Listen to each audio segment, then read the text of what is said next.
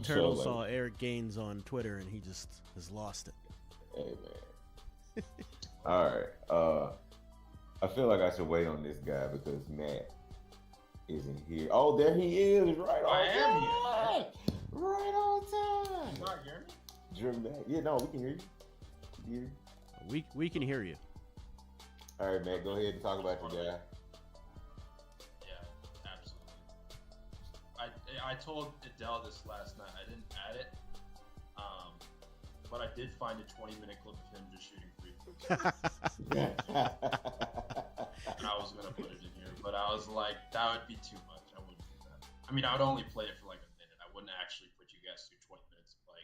Like, what do you think his form? Oh my God! He just banked that in. Oh Lord. Rewind that. Someone rewind that. Yeah, let's just take our medicine right away. Zach Edey, thoughts? Oh, that was rough. I mean, brutal. That was brutal. Oh man. Oh my God. All right, here we go, Matt. Eternal, do you have any thoughts on him taking Khalil Ware? To school? Yeah, to school. I was trying to think. All right, so look, let's watch this. Okay, all right, cool. So we see. That's so funny. I feel like he does a good job establishing his base. Let's go back to that play, Matt. If you can rewind it back to that play. Are we gonna watch the effort that Kello Ware gave to try to not give ground to Edey there? Is that what we're gonna show? Oh, I clicked the wrong thing. Matt, I hope you just delete the whole playlist. What do you mean? I don't have just Zach Edey highlights. No, man, I started it there on purpose. Oh. Is it playing? No, you gotta stream it. Oh shit. Oops. Yeah, I did the same shit. All right, cool. So we see the guard is trying to get go back to the 3. Yeah, it's super early for me. Right. Oh, yeah. Go back a little bit. Just a little bit. All right. Let's see. Pause. Okay. So Adel, break us down for it right here, coach. All right. So we got a high pick and roll, and Kello Ware is playing drop. Edey's setting a nice angle on that screen, and the guard has to come right off his left shoulder and make it effective. How do you feel about the screen that he's setting right here, Matt? I mean, I think it's at a decent angle. I want his right hip to be, or his right foot to be a little bit higher. I mean, because he looks like he's trying to set kind of like a back screen. He's trying to get Braden Smith, I think, like free him up to the rim. But I would like him to have his right foot just a little bit higher. I think that's a little bit of a better angle. Slightly 45 degrees, right, is where you want to be. Yeah. But it's not a bad attempt. attempt. That's kind of where I want to see that from him. I mean, it's not. That's like a technical thing. That could be that's something that's improved. NBA players, most NBA players just don't know how to screen. I think I don't even want to say it's a lost art because I don't know if it was ever like a true art throughout the league. Maybe I'm just wrong by saying that. It was an art in the 90s. Yeah. but by how many players? Like every big had to be able to screen in the 90s, dude. Yeah. You wouldn't get that ball if you couldn't. No. So then, all right, so since we have him right here, what is Ware supposed to be doing right here? Well, he's in drop, so I mean, it depends on what he's being asked to do. So if he was going to hedge, for example, he would have been right up on Edey's right hip, and then he's flashing out to turn the guard back the other way and then dropping back to Edey. If he's fully blitzing it, then he'd be right on Edey's hip again and wait for the guard to come off, and then they'd both trap. Or, like he's doing right now, like I said, he's playing drop, so he's just going to wait, help on the guard, and then fade back to Edey if that action does come his way. And we do see, I don't know if y'all saw, but we do see Ware hedge in the next clip. Oh, yeah, we can cover that. I like it. Slow that one down to the next clip. But yeah, let's watch. I really want to watch Ware's attempt once Edie has him on his back. That's the important part. All right. Keep going, man.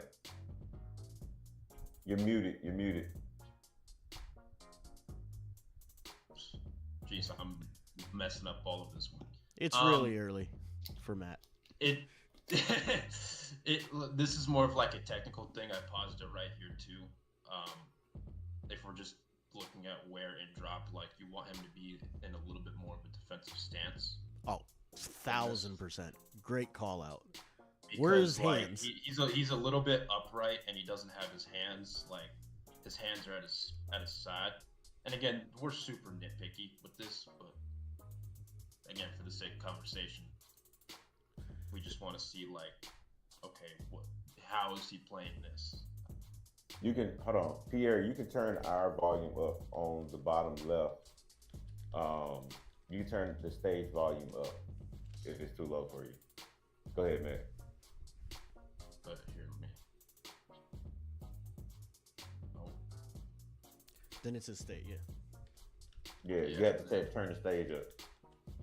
All right, so yeah, I do agree that you can't have Edie on your hip like that because you're then susceptible for him to spin with his left shoulder, and now his left shoulder is on your back, which just keeps you from being able to make a defensive play here. Yeah, keep going. Well, ideally, what needs to happen is he needed to play half man there, but he's given up so much size. He was just putting his knee basically in his butt to try to prevent him from burying him under the rim. Yeah. But here's the first effort, right? So he slid his feet a little bit. So he's actually in decent position. That's actually decent position in a decent contest. The problem was I mean it's hard to do like all of that because I feel like your guard really has to fight over that screen and cut off Braden Smith. You want your pickup point to be higher if you're Ware. Well, but this isn't bad. So like right here, right? You see them hand fighting? What Kellel needs to do is get his right foot higher and play half man right there. His right arm needs to be in the passing lane, denying the entry pass. And then that way, when the ball gets rotated, he's still in half man, being able to contest that entry pass. Yeah. And then you need more ball pressure by the other Indiana guard coming up to guard that wing. Yeah, like your point of attack has to be on point. Absolutely. Because I don't know who that guard is. Has to be on point. That's right. I don't know who that guard is, but he's a small guard. He looks like he's probably going to get eaten up in a bunch of screens. Zach Edey's. And so, you need your point of attack. See, right here. So this is the problem. That was the problem. That push on the left side where he's just trying to put his knee, got himself off balance, and you see his momentum go back right there. He's lost because he can't play half man at this point. He needs to get that right foot locking on Edey's right leg and a hand in the passing lane, because this really is a bad passing angle. There's not really a good passing angle there. If he's playing half man, he can prevent that. But again, that's just an effort thing to fight over that. He's just not doing it. It's again, I want to say it is hard. Yes, it's not easy. It is an effort thing, but it is very hard to do that against Zach. Yeah, it's tough. But that's the job. Yep. All right, keep going, man. I slowed the playback speed down. So. That's cool. You can do that. That's fine. All right, so this time he's hedging. This is where he hedges. Yeah, this time he's hedging. See how he's up on Edey's hip? I'd like him to be a little bit closer to Edey and down into a stance. You know what I mean? Look how upright he is. It's very hard. Like for any young player, when you're playing defense, whether it's a big or a guard, if you're upright like that, here's what takes place. When you need to move, your butt has to drop first. So your feet aren't moving when your butt drops. So then once your butt drops, then your feet move. Now you're behind. If you're down in a stance, you don't got to wait. You can just move your feet. Yeah. I mean, that was a gamble. He tries to give Braden Smith cookies here. Yeah, that was a gamble, a bad gamble. Yeah, and again,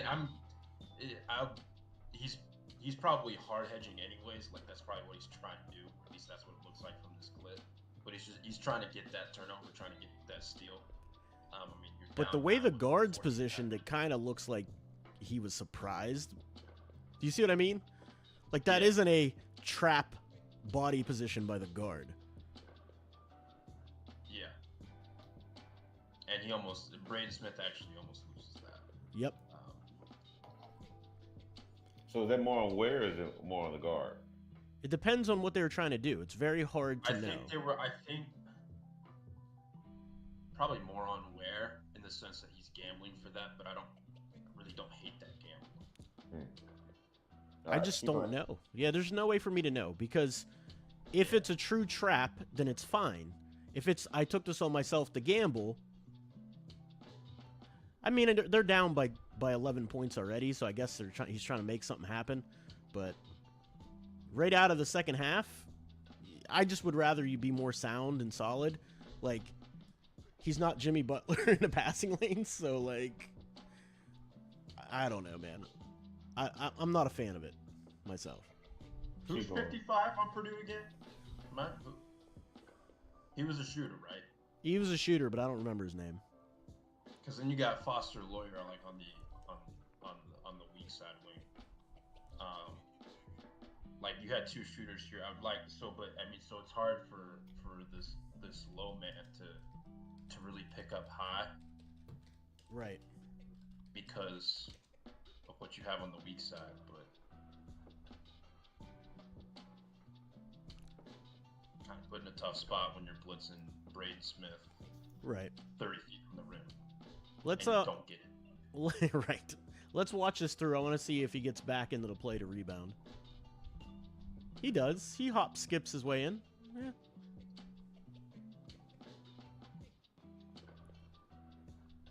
Oh, here we get another rep. Yeah, and he's not playing half man again. He doesn't fight over. Didn't even really try to. That looked like almost a hook. It was a hook. All right, now we're done with our Kaloware defensive breakdown segment for now. But anyways, guys, overall thoughts on. I mean, I know we've given our thoughts on Zach Edey before on your replays. About just like him as a prospect, but let's think about it like glass half full for a second. Like, do we think he could have a legitimate NBA career? I think against smaller teams, so it's going to be matchup dependent. I think against smaller teams, he can do some damage in 15, 20-minute spurts because they can't match up with him. But at the same time, I think he's going to get in a lot of foul trouble because he can't match up on the other side. So you're going to have to play zone, and then you might get, 3-point shots galore. I know a team who likes to play zone. Yeah. About that. He's got a nice touch on that right-hand jump hook over that. He does. That left I was going to shoulder. say, like, that's... Again, I've talked about this before, too. Like, something that I don't think it's going to show much in these clips, but something that I did like from him just over his collegiate career, specifically the last 2 years. I thought he processed the game better. Like, it was faster for him. He was obviously getting... Hold on, Matt. Can you mute the volume of the game, the highlight reel?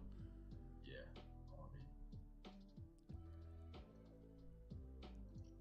I always mute the game volume, so I can never tell when it's playing. That's my fault. Anyway, I think he's processed the game better. And like whenever he was getting doubled, whether it was from like one pass away, 2 passes away, whatever the case was, I thought he was picking that up and he was making the right decisions. I mean, sometimes he was just shooting that hook because he's so big and he's just, bigger than everyone else and he's in position. Right. But he was making the right passes and he was obviously. I think there was better guard play for him this year too, even though it was still not great all the time. But I thought he made the right decisions more, and obviously Purdue is one of the better, I think, 3-point shooting teams in the country, so that helped out the spacing a little bit. Yeah, I generally agree with you. I think he got a little bit more help, and he got better at processing just because he got doubled so much. You know what I mean? The sheer number of reps, he has tons of reps against the double. So that absolutely is true. The thing is, in the NBA, he's going to have to be even quicker as a prospect in terms of passing out of the pick and roll, because he's going to get doubled on the catch almost immediately. Yeah. And they're going to change up those looks. Man, him setting screens in space is not a good... He does not get set very quickly. And I think part of that is his guards too, because sometimes some guards they may leave earlier than they should. Yeah. And that can lead to bad screens or bad angles or even like offensive fouls. But I think absolutely. For him, like again, another thing I do like about him is like he knows how to establish position down low because he's so goddamn big. Yeah. You just throw it up to him, and I think he has pretty good hands, right? Like, I don't, at least from what I've seen, I never really thought he had like rocks for hands or anything crazy. No, his hands aren't terrible. His hands aren't terrible. He'll be used. Never mind. Go on. What were you saying? No, I think he's gonna be useful in terms of like a limited role. But again, whenever you talk about a guy that's going to be useful in a limited role, is that worth a high draft pick? And exactly. I don't think so. I think it was Ethan who said this on the pod, and I agreed with him. Is like, even if he does play well, you still don't want to give him more than 15, 20 minutes a game. Exactly. Yeah. You're limited at what you can do. Like, what's the value proposition of that versus, like, not even like a Misi, but like just another, like DeRon Holmes or De Silva, or like another big wing, like Tyler Smith. I feel like if they're playing well as well, I think you can give them more minutes just because of their positional versatility. 100%. And even just like, I think they're better suited for the NBA game. So that's where it's, you know what I mean? No, you're 100% right about that. And that's the thing. Like I said, you're going to be limited in what you can do with Edey. You're going to be drop only, and you're going to be a high PNR team where he's just a hard roll guy. And so you become very predictable on both ends of the floor. Or you're going to play zone. Up, there goes the feed again. Yeah, no, I did that. Oh, okay. I put it on shuffle, but I wanted to do the second Edey tape. Oh, there's two Edey tapes. Okay, all right. Well, the two short Edey tapes. Give the Heat fans what they want. Matt said, y'all. You will take your Edey and like Matt it. Said, y'all. Oh, is it not playing? Gonna get this shit. That's right. That's right. Y'all gonna like it. and you're gonna like it. Y'all gonna get. All right, hold on. We will suffer together. You got it, Matt? Yeah. Is it playing now? It's clocking. So what is Edey? Hold up. You have to stop streaming it and then make sure you turn the sound on when you try to stream to room. Stay with us, folks. We're just having slight technical difficulties. We have our best engineers working on it as we speak. Good now? No. Give me 1 second. I got you. Y'all, Adel speaking. y'all keep talking about Edey. Give me a second.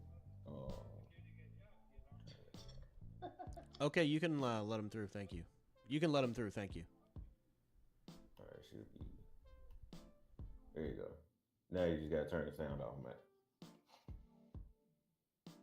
Okay, yeah, I can turn the sound off. So what is Edey's ceiling? Edey's ceiling, 15 to 20 minutes per game, and gives you a double maybe as the very top. 10 points, 10 rebounds. His ceiling is Boban is crazy. I mean, I mean, this is like I think an Matt, unfair comparison, but because I don't know if he'll ever carve out a career to this degree, but like he could be a Brooke Lopez-ish type player in terms of like minutes. And maybe like he could there I don't know, maybe like his ceiling there's a world where a team's going to start him for 20 to 25 minutes a night. But I don't know if that ever like cuz just because of his pedigree, a Brooke Lopez type career would require him to shoot threes because that's what changed Brooke's trajectory. Right. That's what I'm saying. Like that's where it's like it's a little bit unfair. Also, Brooke became a better defender too. Yeah, he became decent. He was decent. Hey, real quick, my appointment came early, and I gotta let him in, so I'll be back. Oh, go ahead. Anyway, but yeah, like I think he could have. Again, it's like an unfair comparison, but I think he could. What if his ceiling was Marc Gasol? If his ceiling's Marc Gasol, then he had a very successful NBA career. If you were guaranteed to get that type of player, would you draft him at 15? If I'm guaranteed for it, yes, but there's no guarantees. But no, I'm just saying. I'd be like, sure, I'd take a flyer on that if he's gonna be Marc Gasol for his career. But I don't think that's gonna be the case. How do you feel about him as a passer? I was just, I think when you had, I don't know if it was your connection or whatnot, when you weren't, I was talking to Adel about his passing. Like, considering he got doubled so much at the collegiate level from just all different angles, I thought he actually, like, his processing speed and his passing, like, actually got a lot better throughout his last 2 years. And I thought he was making more of the right decisions. And Purdue was one of the better three-point shooters. I think they were one of the best three-point shooting teams in the country in terms of efficiency this last year. And so I think the spacing helped him out. And and I think just obviously being 7'4" and like you can see over everyone, it helped him out a lot. And it's going to help him out a lot. But something that Adel pointed out was like him being in the short role, like you want to see him improve as a playmaker there, not just in the post, because like whenever he's in the pick and roll at the NBA level, you gotta make quick decisions. Yeah, you got to make quick decisions, and like he's gonna get. They're obviously gonna they're gonna tag and they're gonna help, and you want to see him make those decisions at a quicker speed than what he did, because he didn't do a whole lot of that. This is Ulrich Stromsche. Where do you see him being there? I think he's an early second round pick. I don't think he's going to be at 43, but I think he'll be an early second round pick. Like, I don't know. His skill set is so intriguing. I had to double check, but I think he's still 18 years old. I don't know. He just has like an intriguing skill set. He has the motor. He can rebound. He can block shots. He had a little bit of a corner three-point shot. Like his three-point shooting wasn't bad from just the limited clips that I saw from him at NBA Africa. And like, I don't know. I think that's something that he can flash a little bit at the NBA level, potentially, at least as time goes on. But he's got the motor. He's got the mobility. He's got the fluidity. He's just an intriguing player, I think. So how much of a project is he? I'd probably say I don't think he got much run when he was over there. I'd have to double check that though, because I don't know his numbers off the top of my head, but I think he would be a developmental project. But I think he'd be a guy that, I mean, I think his ceiling is obviously higher than anyone that he currently have in their system. So if he and Adam Bona are there at 43, if he ends up falling to 43, who do you pick? Bona. Why Bona? Because he's just more ready. Mm. Like, I don't know. I mean, and I just think, not that Shomshe's motor is bad, but Bona's is like, yeah. If you clocked him on a motor on a scale of 1 to 10, he'd be a 12. Like, it's crazy. But the thing I will say is Shomshe has the 3-point shot, and he does have the spacing. Bona doesn't have that. And Shomshe was better than Bona at the combine. And so I guess if you're looking at it one-on-one is what was one-on-one perspective, and he's younger, so I guess you could talk yourself into Bona or Shomshe. But we getting Edie again? I think that was just. Yeah, I can change that. Oh, go ahead and go to Meester.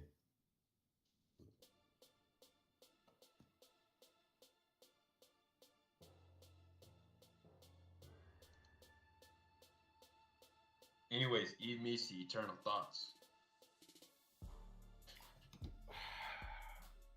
I know I have been annoying the hell out of all of y'all, which is fully aware, and I'm glad I have.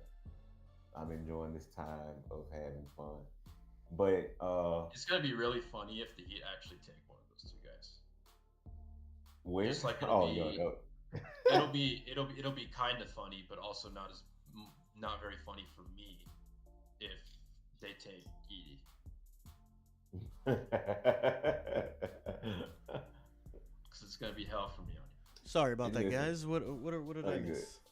So you go ask the question again, Matt. What question? The question you just asked me. Oh, I just said Eve Misi, thoughts. Yeah. Yeah. And I was saying that I have been annoying the hell out of all of y'all with the weird stuff, because it brings me joy.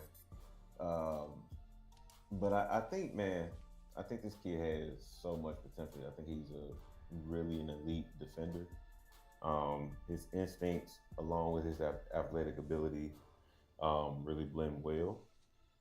And you can just kind of see him fitting exactly what defines Heat culture.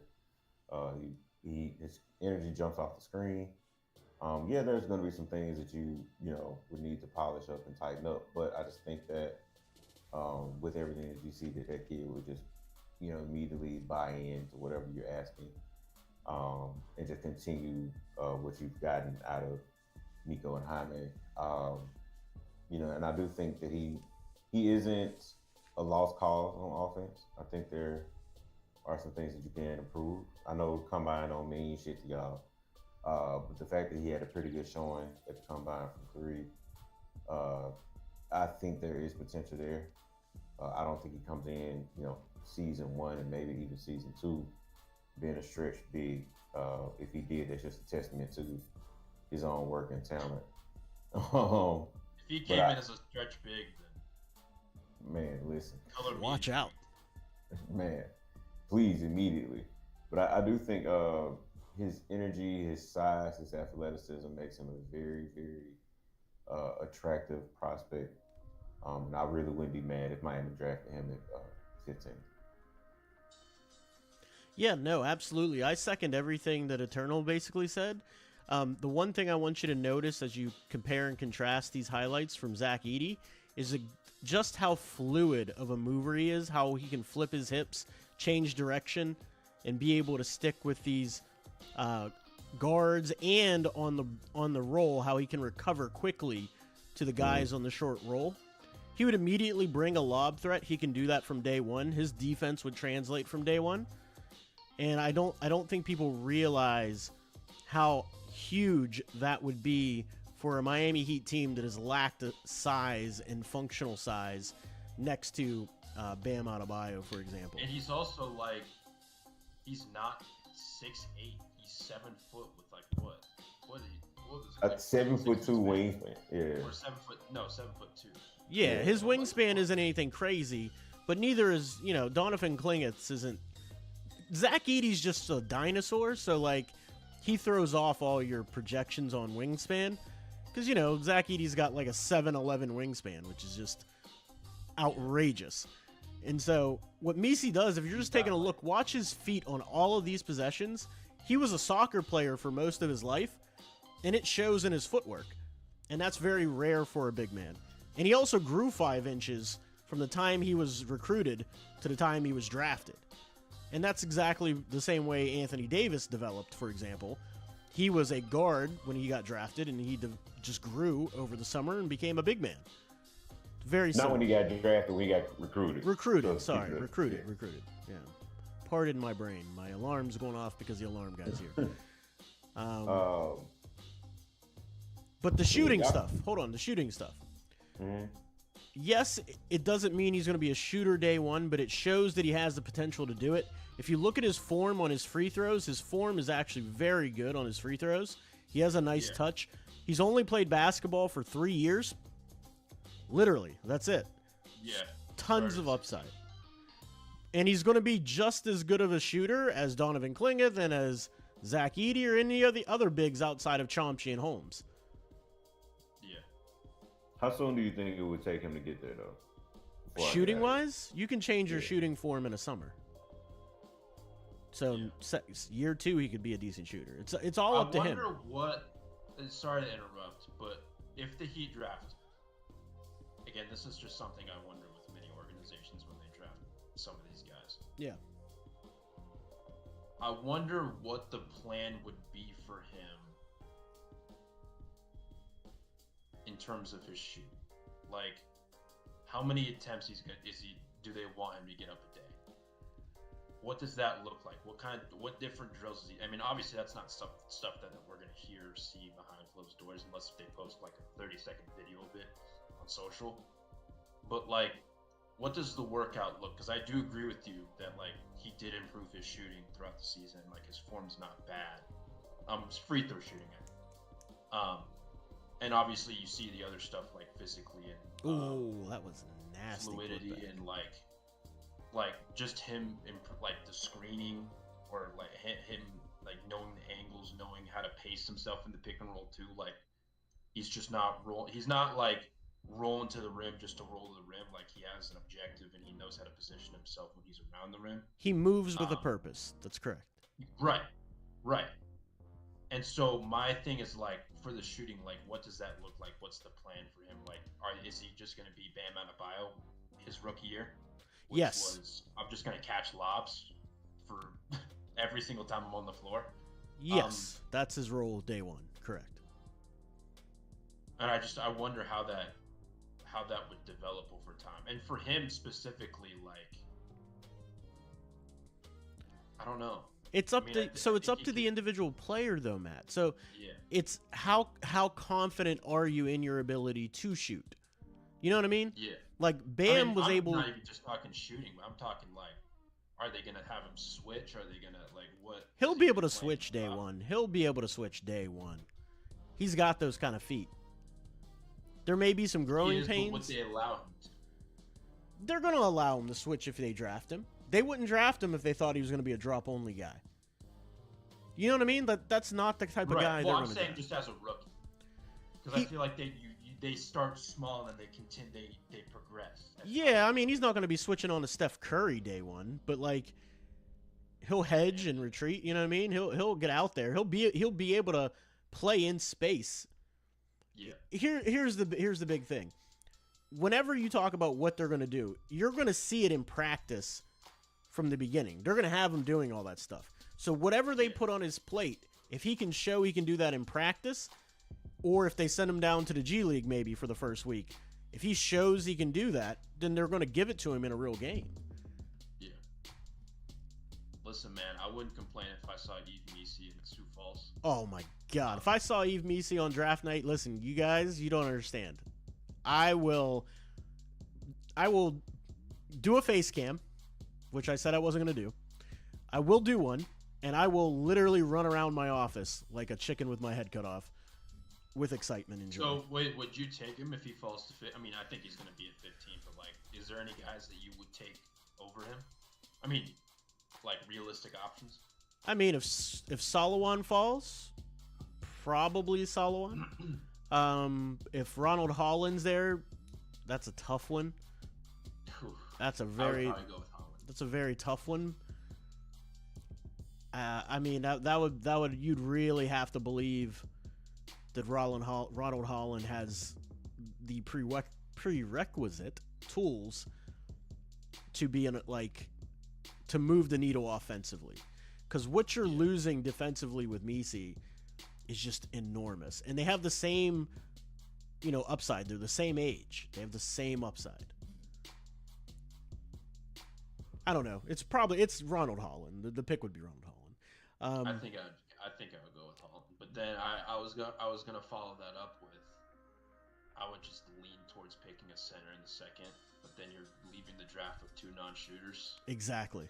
And so that's where it's like, okay, maybe I wouldn't do that. I guess it just depends on who's available. Absolutely. Like, I don't know. So I was thinking in my head, I was like, then I would just pick Adam Bona, and then I'd be like, wait. Yeah. Then you're really packing the paint with people that can't shoot. Like. Yeah, that's where I'm like, listen, after what we saw the last 2 years, I don't know if I'd do that. Look at him take that dude off the dribble, though. Just go back to that. Give me 1 second. I got to hand this paper back to my guy. I'll be right back.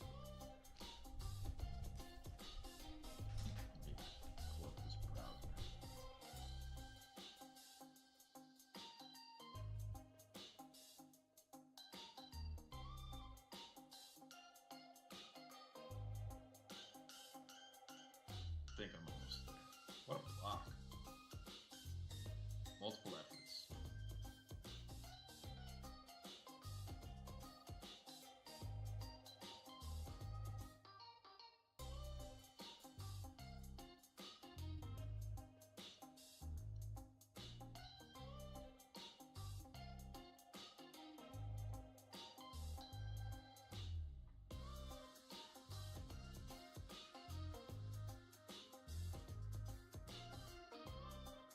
Give us a moment.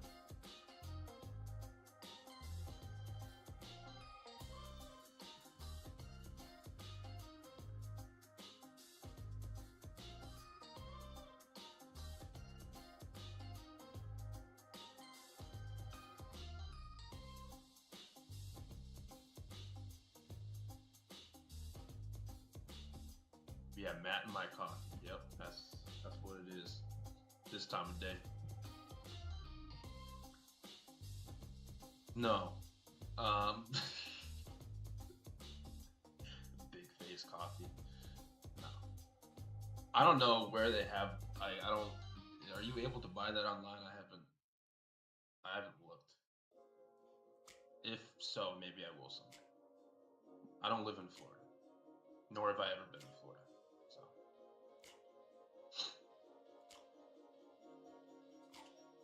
CP305. That's probably true. That makes sense. I got you, Steve. Don't do drugs, kids. Caffeine's a drug. I say kids. Y'all are probably a lot older than I am. I'm young, but you know what I mean. Let me just continue this video.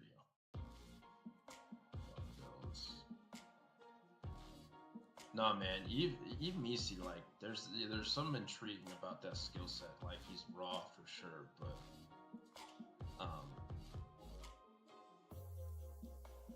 if they pick him at 15, again, I've said this before about different prospects. I just trust that they have a plan with it, and that they have a plan for development, because the Heat know how to develop guys, even if it hasn't always worked out the way we want it to.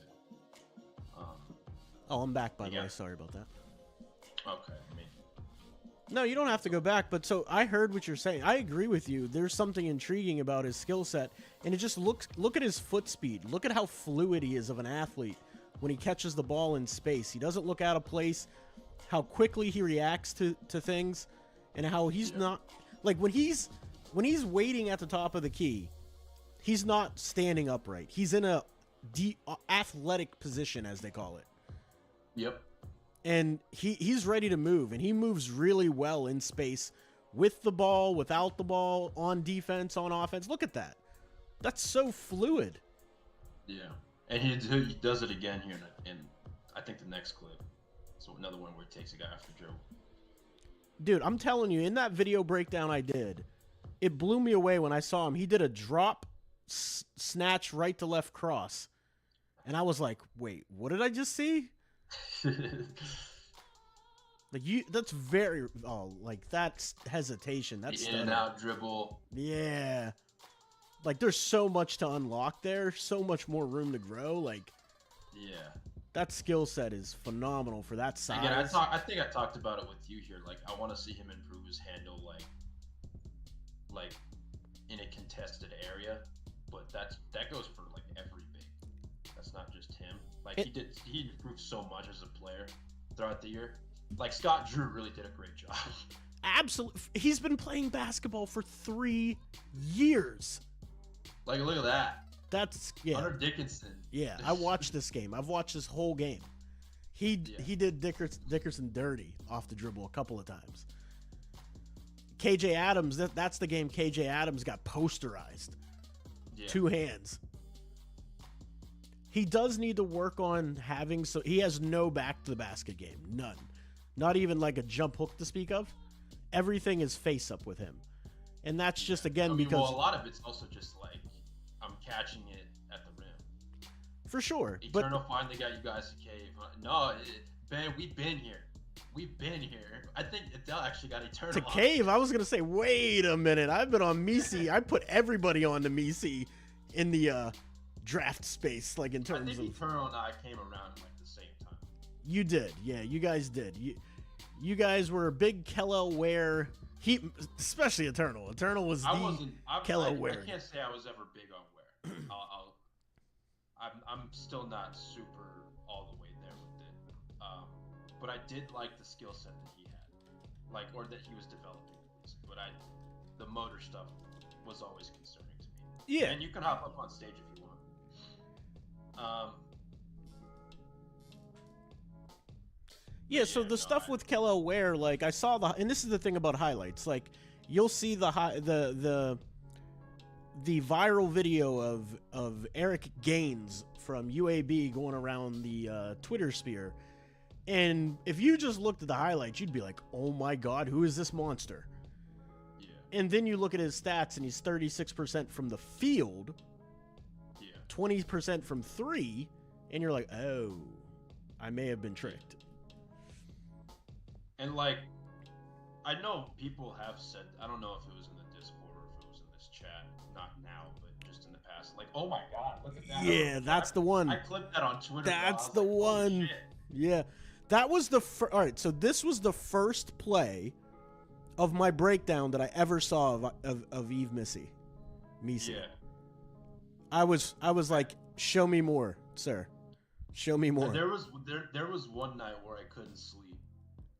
And I was like, I'm going to do some draft stuff right now while I'm thinking about it. Yeah. And so I pulled up Eve Misi, and this was the game. Ooh, that was a good one. And this was at like 3:30 in the morning, and I was like, I saw that dunk, and I was like, holy shit. Like, dude, first play of the game. Just go back to that cross that he just did. It was a jab step cross out of the triple threat position. Keep in mind, he's 7 foot tall, folks. 7 foot tall and did not have this in his bag. No, and he's only been playing for 3 years.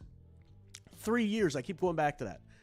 I don't think people realize how hard that is to do, to put that in your bag when you've only been hooping for 3 years.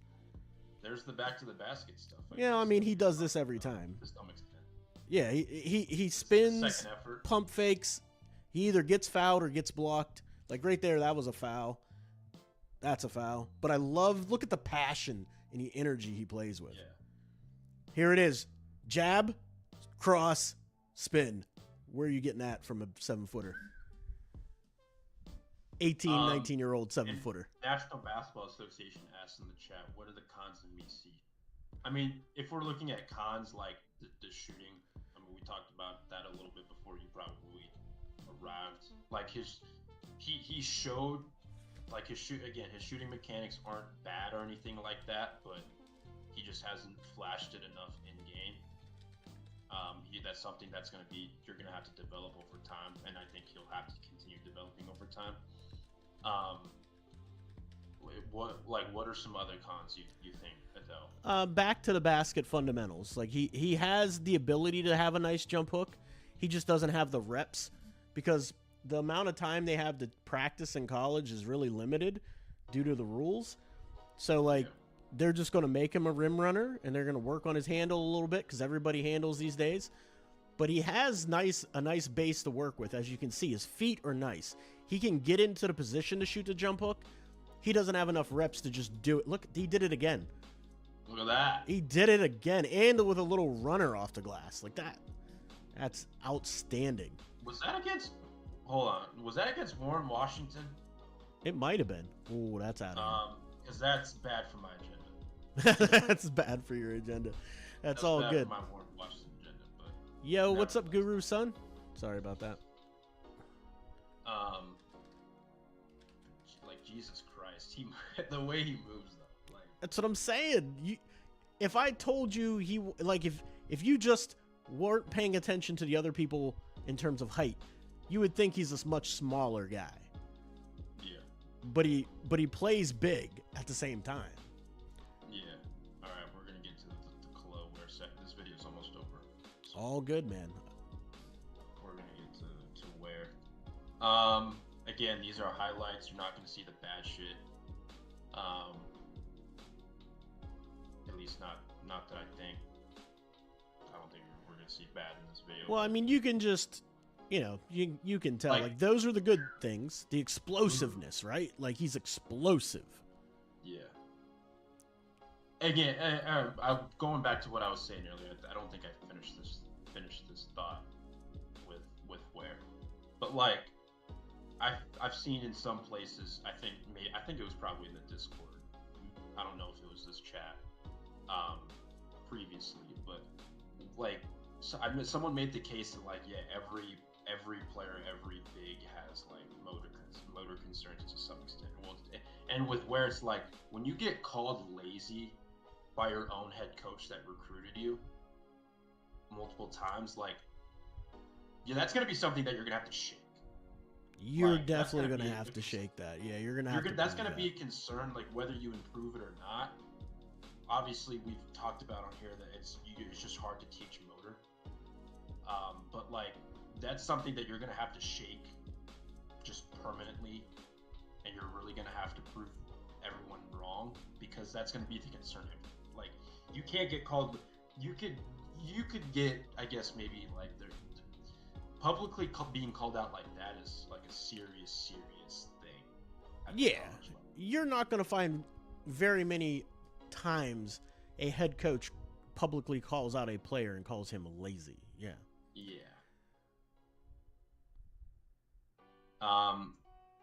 National basketball. He played at Oregon. He played under Dana Altman for 1 year, and then transferred to Indiana last year, where he played for former NBA head coach Mike Woodson. Which I think did help him out. Huh? Mike Woodson. The same facial expression, whether he's mad, angry, happy, sad, or indifferent. Correct. the one and only. The one and only. All right, so I want you to go back, and these are very small things. I want you to go back. Oh, shit. Well, not that far back.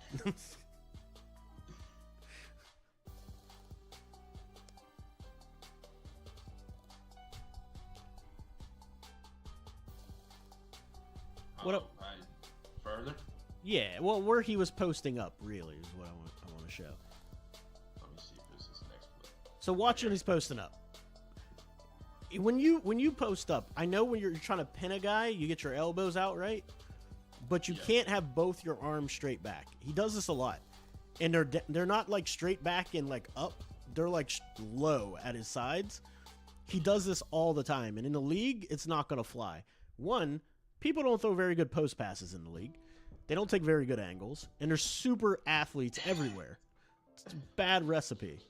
So throwing like entry passes is a lost art. that is a lost art. That is correct. Put it on the scorecard. The lost art scorecard. There it is. He kind of got his left hand up briefly. Did you notice it? He like flashed it, but now it's back low again. It's just how he does this all the time when he posts up.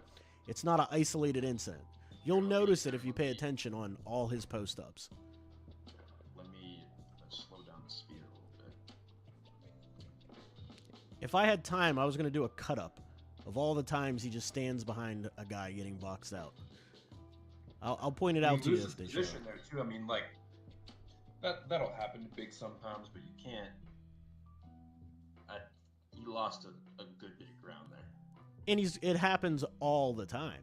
He does it all the time. And he catches it even further away from the basket. Ooh, that's dangerous. Yeah. That is a choice. Taking a dribble from foul line extended into the middle of the paint.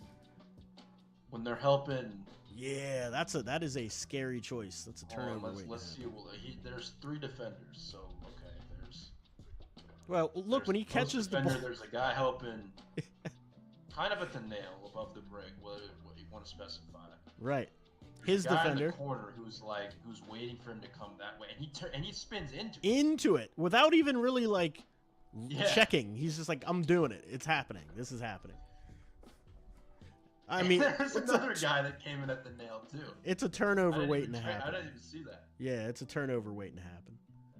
I mean, again, thank goodness he got the end one, and he turns away from it on the shot. If he turned into it, that'd be even funny. He's got a nice turnaround fadeaway when he gets to it. He doesn't always get to it though.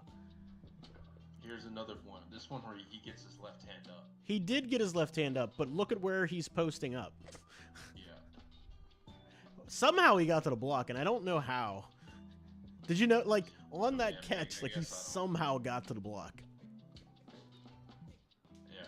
We can keep going, though. We can keep going. Here we go. Yeah, this is another one.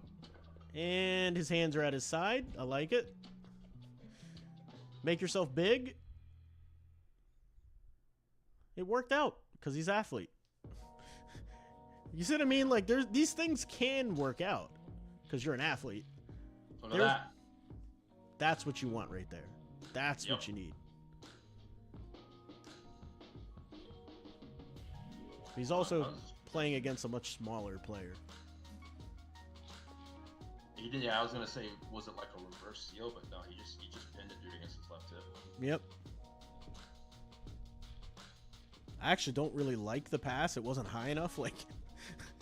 You have an athlete like that, throw it up. That's a risky pass. Again, competition, when you look at that was terrible defense, awful, awful defense on an inbound pass from the baseline. That was what do you not want to do? You guys, you're an Ivy League school. You're smarter than this. Yeah, that was atrocious defense.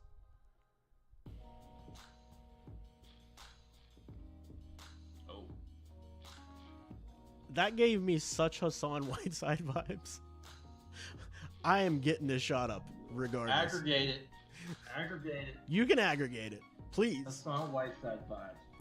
Please. Kalower. That guy was a black hole. The ball went in and never came back out. Hassan Whiteside. He's got that turnaround fade, though. He's got that turnaround fade. Wrong Strucker says that name gets me the ick. I think it does for everyone. Do you remember the Hassan White? Again, this was shortly after he left the Heat. But the quote where he said that he was going to average a triple-double or something like that? Yeah. Very funny. Nobody's doing it with blocks. Respectfully, you're never going to average a triple-double in his life. Nah. Again, best version of Son was always going to be on the Miami Heat because they were going to hold him accountable. Ooh. Yeah. That is a half-hearted post-up. It really is. If that guy wasn't 3 inches smaller, like they're breaking that stuff up. It's okay. I'm gonna replay this one because this one just bugged me.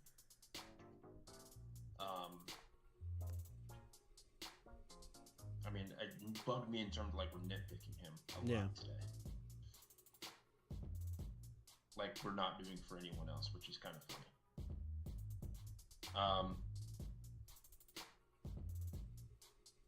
No, it was hold up. Yeah, you didn't go back far enough. Yeah.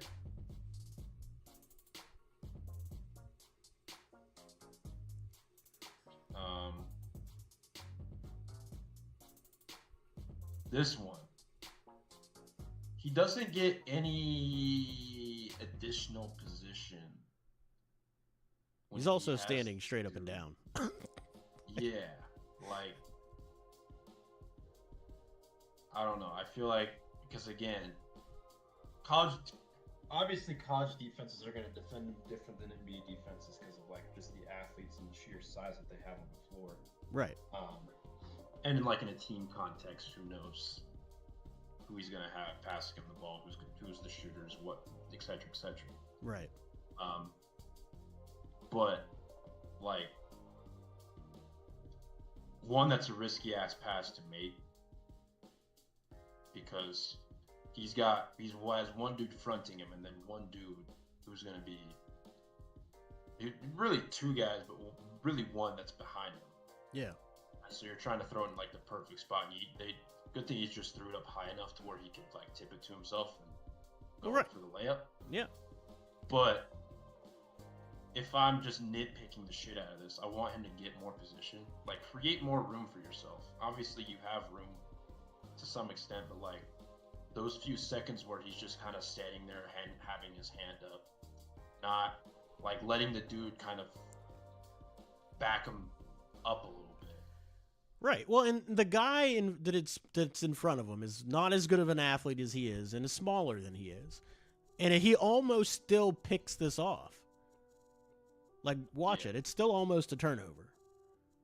Like, that's very close to being a turnover. But, a lot of it's on his teammate, too, because it was a bad passing angle. Like, there was a help defender buzzing behind him as well. Like, there's a lot of things with that play, but these highlights aren't going to show you what we're talking about when we talk about our concerns, because you'd have to watch a full game, and it shows up over and over and over again when you watch a full game. Yeah. The rebounding stuff and getting boxed out. Yeah, the rebounding stuff. He gets boxed out by a smaller player and just stands there and lets himself be boxed out. Like, he just got pushed out to almost the wing. Yeah. Again, very good athlete, but he's got to shake it from him.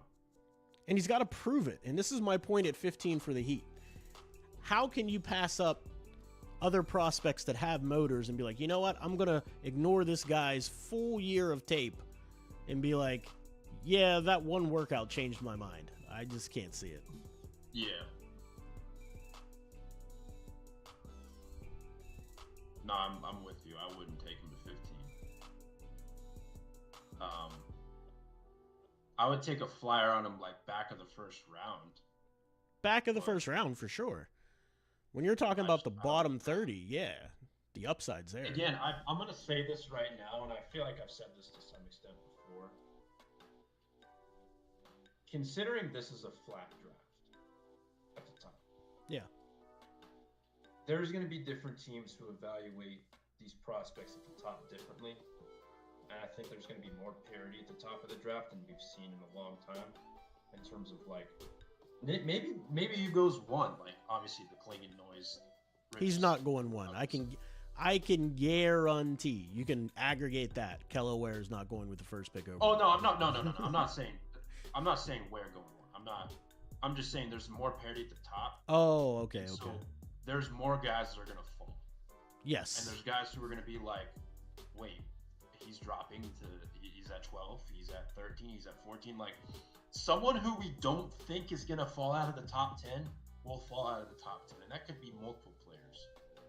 Correct. That's true. Like, it's a good point. There's going to be guys who, I feel like in a flat draft, or at least this is just what my educated guess. Like, there's going to be teams that may trade up or trade down to get their guy because they see him falling. And it's just going to create more and more parity with some of these prospects that we don't expect to fall. Right. And so at 15, I just think there's going to be guys that I like more. And so I was like, I don't think I'd do it. Yeah, I agree with that. I definitely agree with that. I think there's going to be a player there that you say, look at the value that we're getting. Yeah, look at the value. Yeah. Like, not even say Les D says like Topic, like. Yeah. It could be him, but it could be guy. I mean, I'm not saying like Castle or anything. I'm not going to go on my, but like Connect. I don't think that's going to happen, but it's hard to predict. Right. Honestly. Ron Holland. Right. Yeah, if Dalton Connect's there, like, he's such a bucket, you don't even think about it. You're just right. putting the pick in. Right.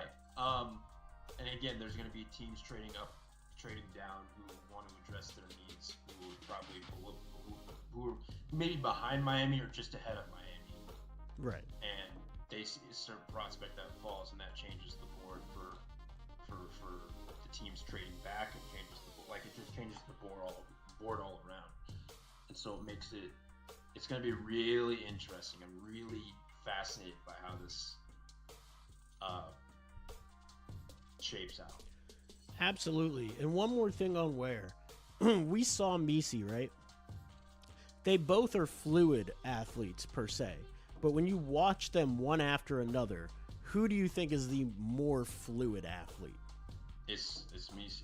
Absolutely. It pops. It just pops. Like, the thing about Ware is he's very stiff-hipped. So it takes him a long time to flip his hips and then change direction. And with Messi, it's just like instantaneous, like, he's gone. Yeah. Like, awesome. There's the rebounding. Him. Absolutely. And the shooting is interesting because, like, for him, he was one of those players that he took more attempts when he was at Oregon. Right. Or at least a higher percentage of his attempts came from deep at Oregon. Right. At a much lower clip. His 3-point rate, I want to say, when I did work on him, it was like 12 or 13%. So it was a much lower percentage at Indiana, but he did shoot 40+% from deep, so it's a little bit deceiving. It's not like he was shooting a crazy amount of attempts from deep. I mean, he shot like 1.3 per game, like a little over 1.3 a game. It's very low volume. Yeah, very, very low volume. Yeah, but I did think his touch improved, like in between and like around the rim, but at the same time, you got to shake the motor stuff. Like, that's again, we're just gonna keep hammering that home. Yeah, well, it's a legit thing. I mean, when you watch, I don't know who put together these highlights, but when you watch these highlights, it's not like you're seeing a full game of highlights. They're jumping around in multiple games because that's what you got to do to put together a highlight tape for him. Yeah. Well, I think this is no ceilings because of the watermark I see. Oh, okay. I just picked the first long highlight clip. I got you. Well, shout out to the no ceilings people. But yeah. So what are they showing now? Is passing, I guess? Because it looks like it's going in an order. Yeah.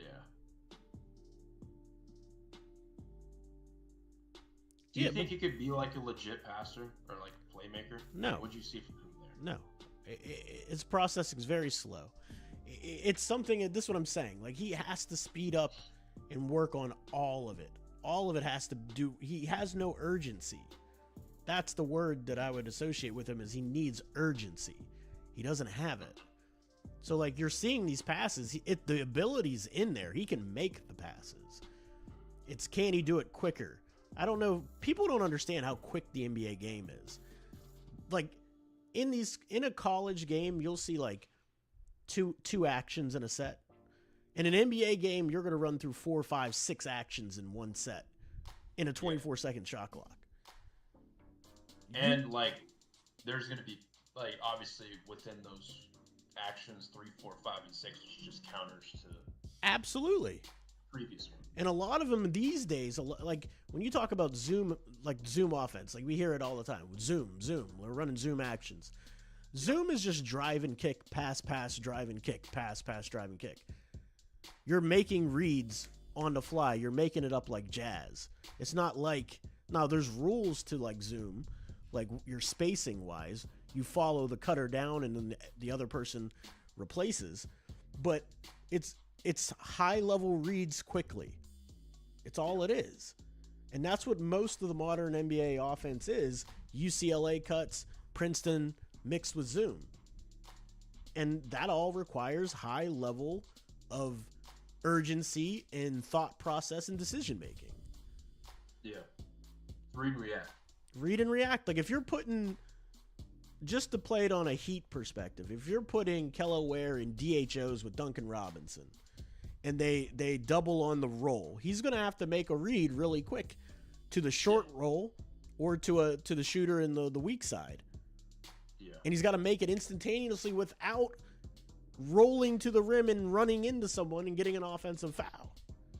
Yeah. And that's just one example. Like that's a simple one example of what he would be tasked with. Yeah. Chicago action. Yeah, dribble handoff. Dribble handoff. Dribble handoff. Pistol. Absolutely. Just different stuff like that. And that's what made UConn's offense so unbelievably complex and beautiful. Like Luke Weaver and that, like Kamani Young, that staff with Hurley, Yeah. did like an unbelievable job Absolutely. devising that offense, because they had just all this shit that you just don't see at the college level, with like the spacing, the cutting. That's Zoom. Like, a lot of that is Zoom. right, but Yeah. like it was just like they had 5 or 6 things just layered onto each other.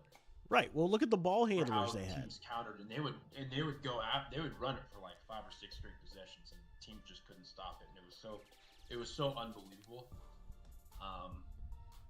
But look at the I ball think the word handlers that they Hurley had. used was like they had formations. But my whole point is you can't do that without ball handlers. Yeah, And you talk about Castle. You talk about Cam Spencer. You talk about Newton. yeah, Alex Caravan, one thing people don't understand about Caravan, he is an excellent cutter. yeah. Excellent. Always on time. Gets into defenders' blind spots and then goes. Reads the drive extremely well. And that was the thing Kling did too. Like Kling, when they started those actions and all those screen-aways, if they needed an escape, they would just raise Kling up to above the foul line and throw it up to him. He'd catch and then just get the offense started all over again by handing it off. And they would just play off that. Anyways, next guy that we're going to talk about, Deron Holmes. Let's get it. I think Greg likes. I like Deron Holmes, even though we don't talk about that first NCAA tournament game. Just at fucking all. But other than that, I like Deron Holmes. See, I put a lot of weight on NCAA tournament games. A lot of weight. Oh no, I'm full disclosure. I'm saying that because of who he played. Oh, sorry. I keep forgetting your bias. Yeah, my bias. We don't discuss what happened those final 7.5 minutes, but alas. Yeah, Deron Hall, I think it was Eternal who made this point the other day in the Discord. He's the guy, I kind of agree with this to some extent, but he's the guy, if you're looking for big in the first round, that could just play next to Bam right away. It was Diego Torres who made this. Diego made it too. Yeah, he was the first one to say it that day, and Eternal co-signed it. Yeah, but he could be a guy that could play next to Bam just because the floor spacing. He improved as a shooter throughout his 3 years. He was a consensus All-American this last year. I don't know. I just thought he was just a smart player. Whenever I watched him, he's not he doesn't look not the strongest guy in the world. He's maybe not the most athletic guy in the world. He can move a little bit, but he's not we've made the point on here. He's a little stiff-hipped. Yep, that's exactly it. Deron Holmes, Bronx Joker. And so like he's a guy that I like. I just think who like if you're looking for a plug and play big next to Bam, even though I think they already have one in Jovic, you could absolutely have to run Holmes in that role too, and him be like legit rotation. But, what do you think his upside is? Or is he already there?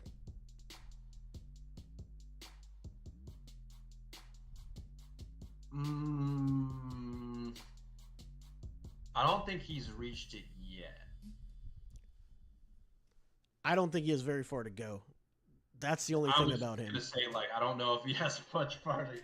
I don't think there's a whole lot of room. But I don't know if he's like completely there. If that's my point. I mean, there's definitely things he can improve, but I just don't see him having a trajectory that's much higher than what he already is.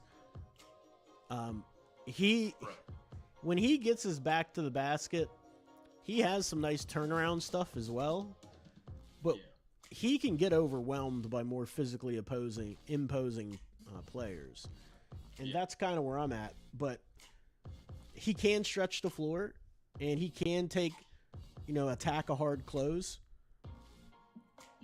and he is a smart player.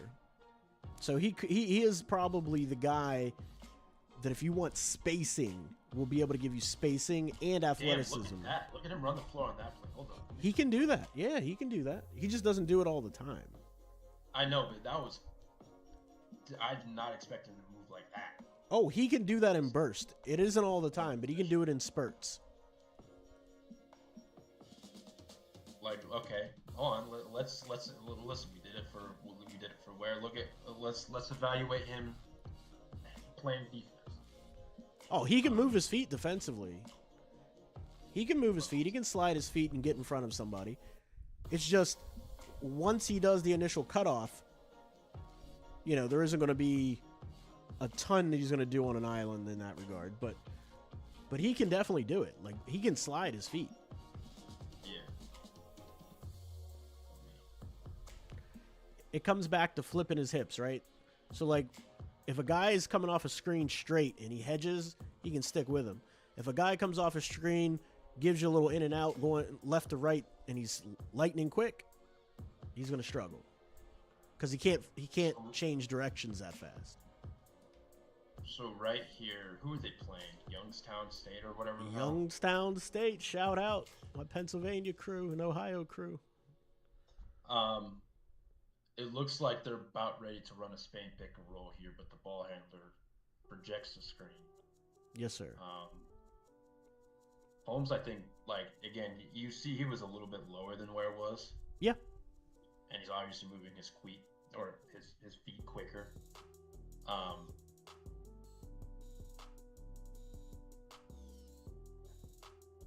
not. There feels like there's a miscommunication whether he's supposed to retreat or not. Yeah, well, he was looking for his big, and he saw that his teammate picked him up, so he stayed. Yeah. But it worked out. Just a dumb pass. It was a very bad pass, yeah. Young people. Yeah, you get your feet in the air, but you got to make a better decision. Exactly. Do not leave your feet unless you know what you're going to do. He's trying to make this up on the fly. Like, he also leaves his feet just to at least try to contest the pass because, I mean, obviously you don't know who he's trying to pass it to. And he didn't jump forward into the guy. Yeah. Which is big. And again, like, he had his hands just look a little bit more active. His base, he's lower in his stance. Like, you can tell there's some defensive stuff there. Obviously. For sure. Bad pass, but like, look at him run the floor. He's like, oh yeah, he's out. Like, holy shit! Like, it took him a while to build up a head of steam, though. Like, let's watch it. Now he's into it. Now he's flying. There's the mailbox. Takes off from pretty far away too. I like it. Yeah. Good stuff. I just wanted to play that back. No, Good stuff. That was a good eye, good catch. How about you?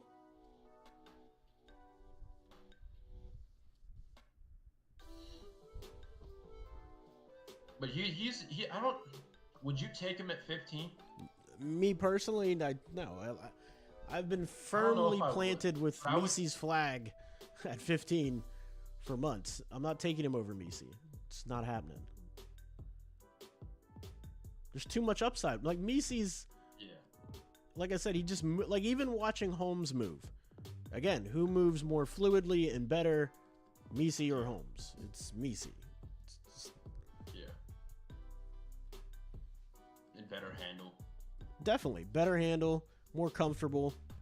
I mean, Holmes can do a little bit. It's not like he's totally inept, but they're just different types of players. I thought Holmes did a better job playmaking this year than he has in previous years, though. He had a heck of a season. Yeah, he had a heck of a season. Like, the passes weren't always accurate. Right. But you could see, like, him being double and him not, like, rushing a lot of shit. And that's what I like. I like that about him. Right. And he's got nice form. Say Less D did say he has a little bit of Miles Turner to his jump shot, which is true. He does have a little Miles Turner to his jump shot. To Strongville Survives point in the chat, he just got a lot of Miles Turner in his game. Like, yeah, that's true. Shot blocking. Again, Miles isn't the most fluid athlete in the world, but decent enough. Decent enough, yeah. Like, very good shot blocker. One thing that I do give him credit for is Dayton was one of the best teams in the entire country defending without fouling. Yeah. And Holmes was never in foul trouble. No. Like, he was so good at the volume of shots that he blocked relative to how many fouls he actually committed. Right. Was crazy. I don't know if that'll translate to the NBA level exactly, because again, you're going up against bigger bodies, more physical players. But I think that's somewhat a testament to his like IQ. Oh, for sure. IQ plays a huge part. On the court. Yeah. And so, like, that's something I do give him a lot of credit for, because he was never in foul trouble. It was so like the times that he was in foul trouble was so few and far in between. Like, right. He deserves a lot of credit for that, and I think the team as a whole. I agree. And if you look like a guy like that's going to be in the second round, like Adam Bona, he's always in foul trouble, and it's because he doesn't use his IQ. He's just hold on 1 second. I'll be right back. Yeah, no, I definitely agree with that. And like again, like you see some of the handle in this clips. Again, it's loose. It's not the most tight handle in the world, but I'm not sure how much he's going to be relied upon to do that at the NBA level. Which, again, it all just depends on his role. But yeah.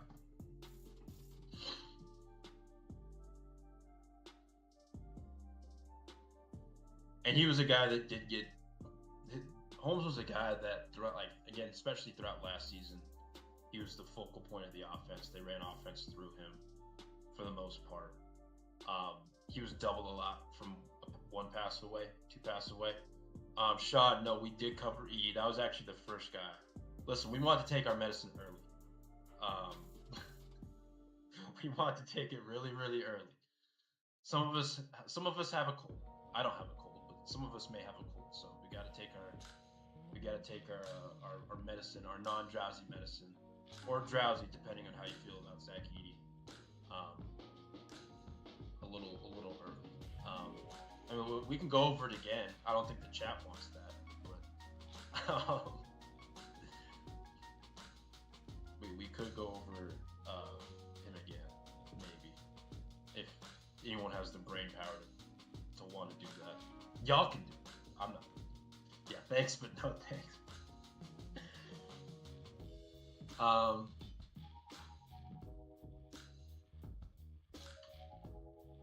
I don't know who I would to answer my own question that I proposed to Adel earlier. I don't know who I would take at 15 if it was between Holmes and Misi.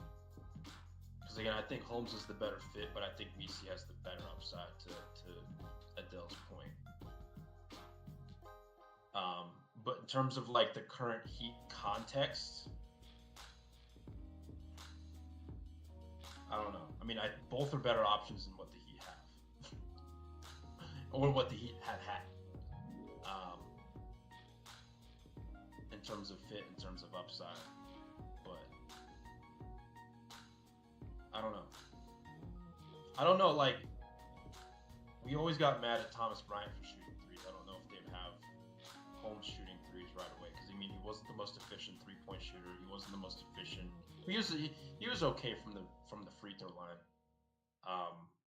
and he improved throughout his career. But no, that's Khalil Ware, Sean. We just did him. You just want to troll us. Yes, I do want to troll you guys. 24/7 on Zach Edey. Canadian Embiid. Canadian Jokic, as Eternal likes to call him. Again, I know if the Heat do draft Zach Edey, it's gonna be bad for me in the playback in the Discord. But that's the fun of it, because I think everyone else would. The internet's gonna be hell if the Heat draft Zach Edey. If we're being completely honest, but again, that's a different discussion for a different day. The worst Nostradamus, yep. Good play there from Holmes. Again, like I think he has decent mobility. He's a little bit stiff in the hips, but of the guys that we looked at, it's either Shomshe or Misi with the best, like the most fluidity in terms of like his movement. Because again, he what Holmes is about 6'10", 6'11", like he's not quite 7 foot, and so he moves decent. But guys with comparable size move just a little bit better than him. At least I think so. Chat, what are your thoughts on Deron Holmes?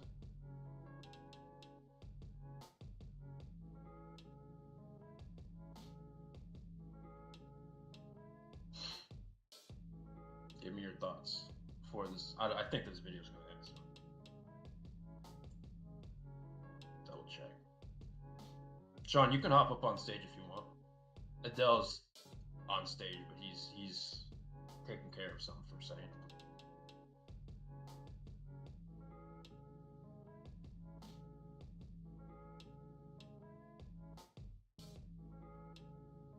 Yeah, this video is going to end in a few minutes.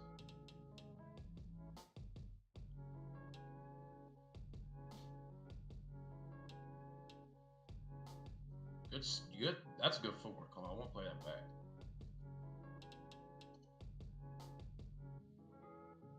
In the pick and roll,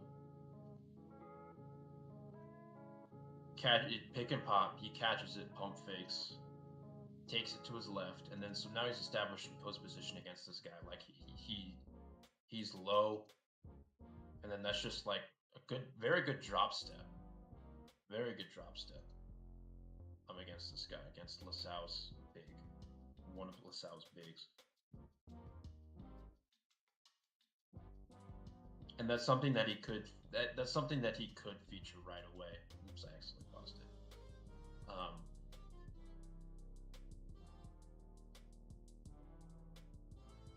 Is just like, again, pick and pop ability. He shot around, I think, 2.5 threes a game his senior year at Dayton, and again, it wasn't like a crazy percentage, or a crazy volume. I mean, but he did a good enough job, and he was efficient enough to where he could leverage his floor spacing ability into like attack and closeouts, into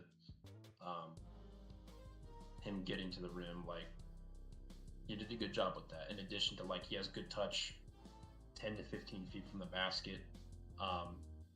Good form. Like, Adel hinted this on his video. Please go check that out. Hoops profile. But Adel talked about his free throw shooting, like his mechanics. When like his mechanics are really good. I mean, the percentages weren't always there for him at the free throw line, and I think he improved that throughout his college career. But his mechanics, like his elbow, his feet, like that stuff that you look for when you talk about like the shooting upside of these guys, because some players have better forms than others, obviously.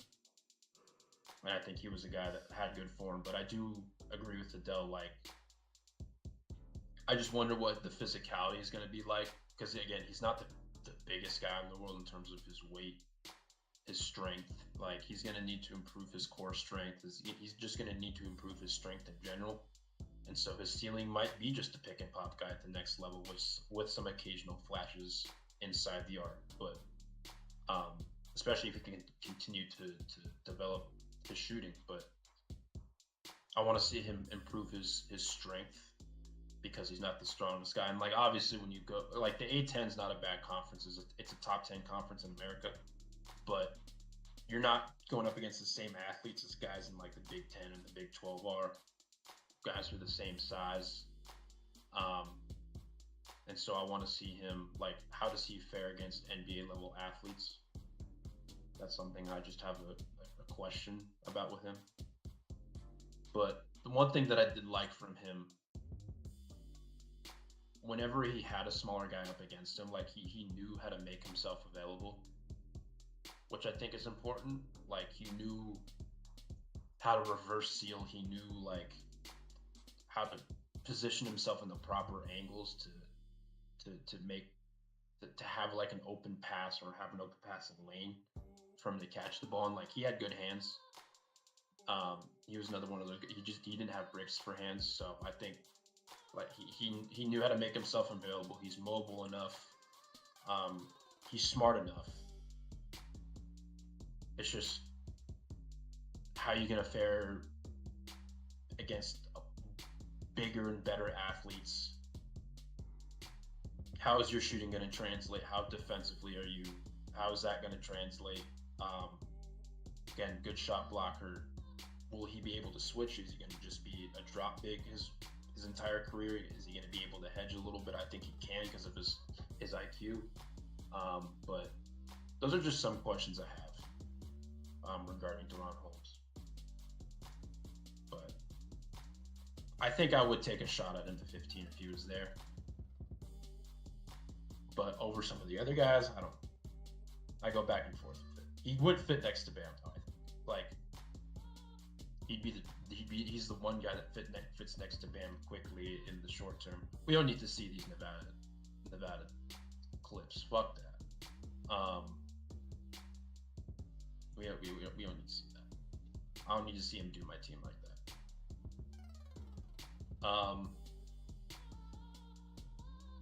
Is there any other? All right, I'm gonna stop streaming for a second. There's one more player that I want to add on here.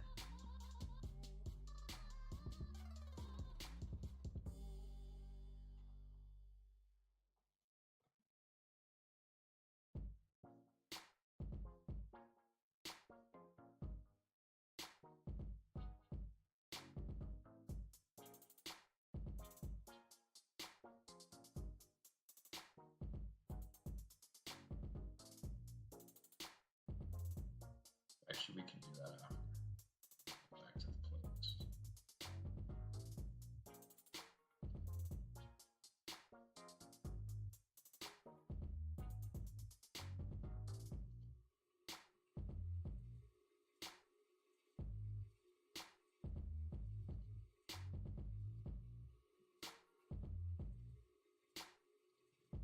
Adam Bona. I love Adam Bona as like a second round guy. I think this was they're showing a variety of clips here from his freshman season, because you see Jaime Hawkins in the page, but I think he's just an excellent rim running, energetic guy who's good defensively. He's a little bit undersized, 6'8", 6'9". But I love the traits that he has. He doesn't have the floor spacing ability, so ideally, if you draft someone who can shoot at 15, I would more lean towards him in the second. Like, as when we were talking about earlier, like, guys who could potentially fall at 15, who like fall out of the top 10. Ron Holland was one of the names, and I don't know if I would take Holland and Bona, because just they're two non-shooters, and like, I don't think that fixes anything in terms of what Miami needs. But he's just the guy that I like a lot. Again, like his shot blocking ability, his rim running, like his motor on the offensive glass. I think he can handle it a little bit, and like he catches it above the break, and he has a very good closing speed when he's trying to get to the rim. I don't know. He's just a guy that I like a lot. But chat, what do you all think about Adebona? Just give me your quick thoughts, if you have any.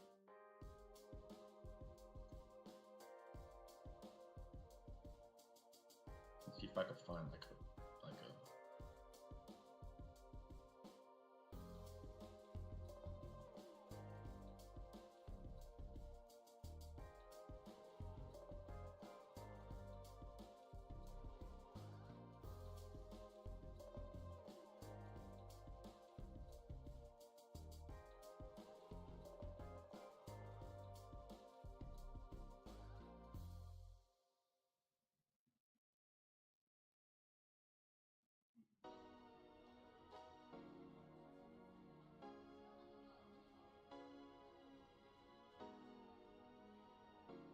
YouTube is not helping me out here with this.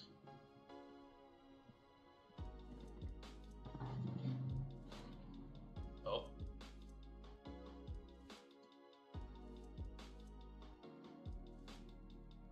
Here's some more recent clips of him.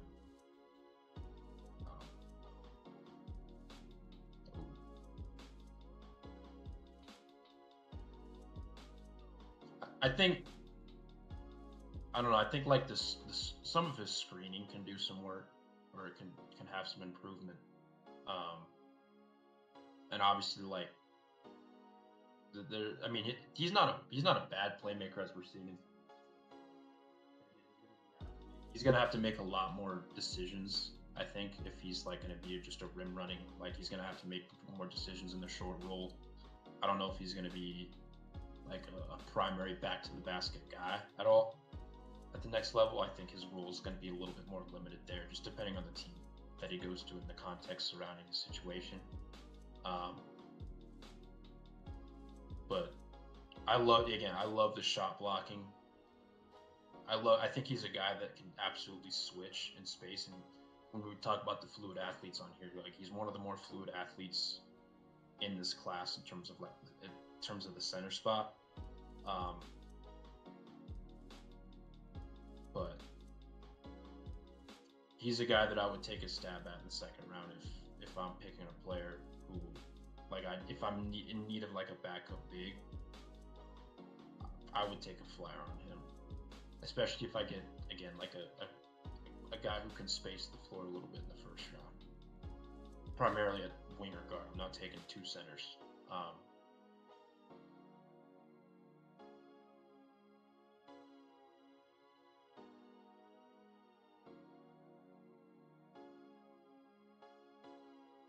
And I think he showed. I mean, he's not like a 3-point shooter or anything, but I think he improved his touch a little bit this year. But he's still mostly like a rim running big primarily. But there's some improved touch there for sure. That's just, I want to see him consistently develop that, because I mean, again, I don't think his form is that poor. Like, it looked fine, but that's just like him with his feet on balance.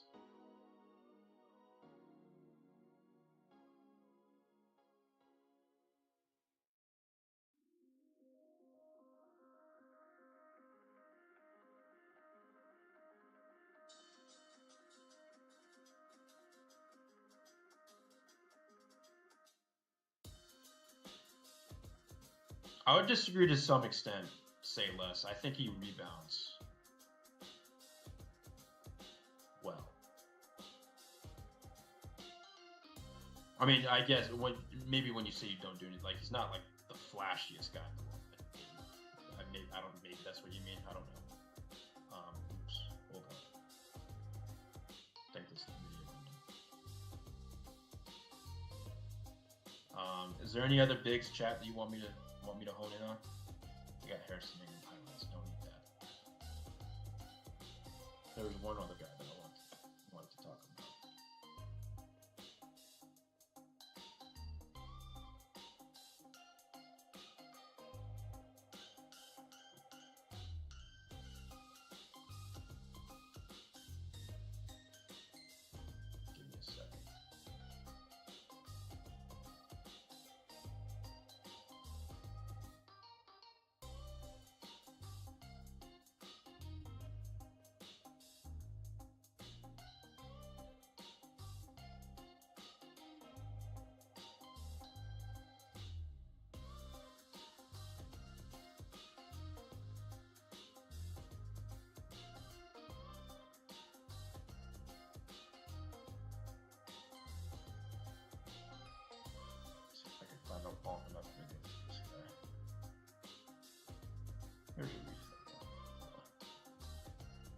Oso Ighodaro.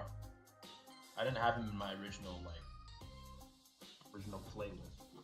Um, he's someone who's interesting to me. I mean, I think he's more. I don't know if he'll be there in the second round. If I'm being honest, I'll have to get Adele's thoughts on that.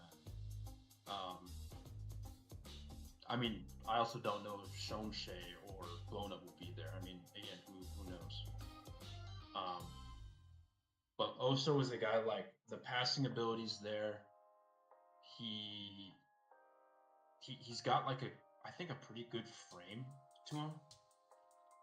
Like I don't remember what his wingspan is exactly, but he's about 6'9", 6'10". Not really a shooter by any means, but he's a smart player and he can, I think, defend multiple positions defensively, and he's schematically versatile. Like I think there's a world where he does like switch consistently. I want to say they hedged a bunch when he was at Marquette, but I'm not 100% certain on that. But also, like, the Heat do like Marquette guys, and he's a guy that I can just see Miami nabbing in the second round.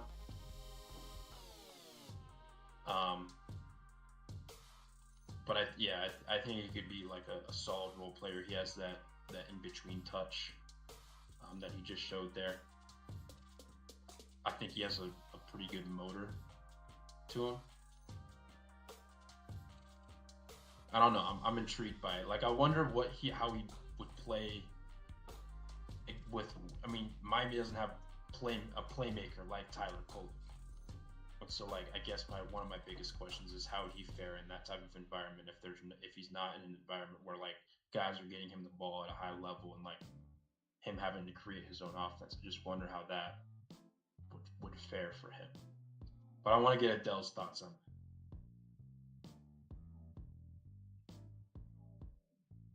The playmaking and stuff is from him, at least from like the tape that I did see, is something that I liked a lot from him.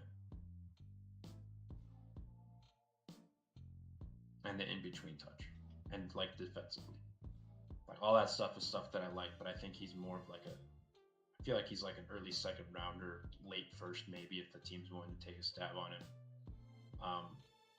There.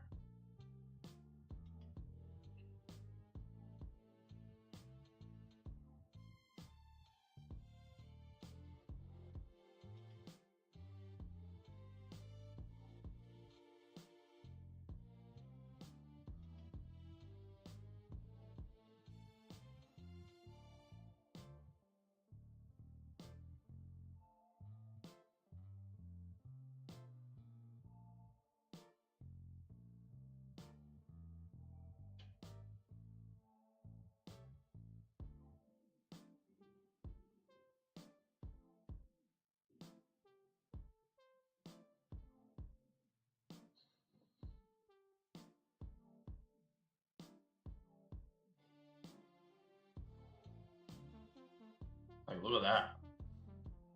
Again, he moves well for a guy his size, in my opinion. Like, not the fastest guy in the world, but like he's not a terrible athlete for 6'8", 6'9". Dunked on his head.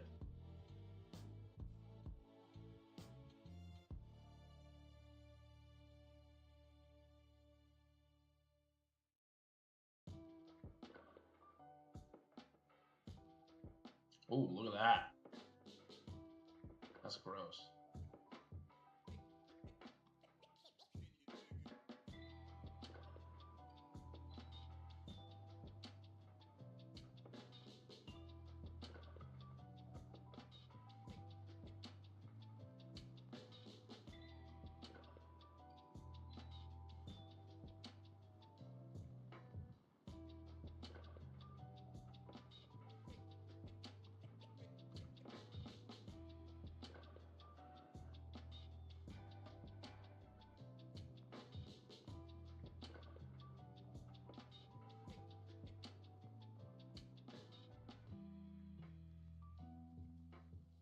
I'm gonna look up his combine numbers again because I don't know what they were off the top.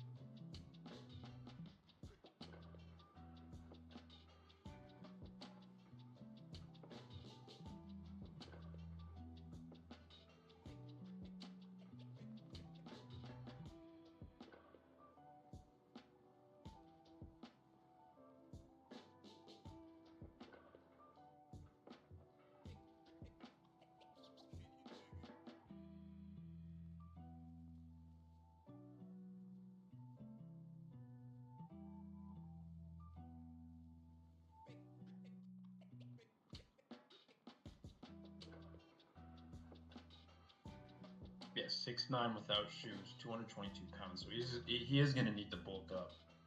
6'11" wingspan, 8'9" standing vert. I mean, that's not terrible, but it's not super ideal for a guy who projects to be an NBA center.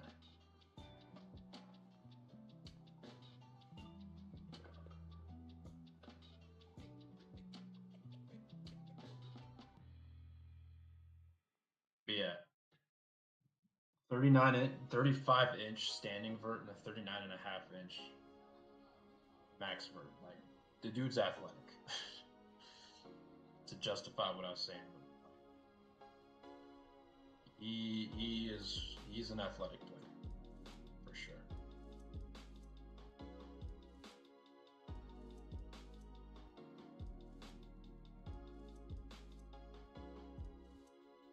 Here's some more Oso highlights. And again, I don't know if he's going to be there in the second round. He feels like a guy that's like one of the last picks of the first round or one of the first picks of the second round type player. And like, unless Miami, finagles their draft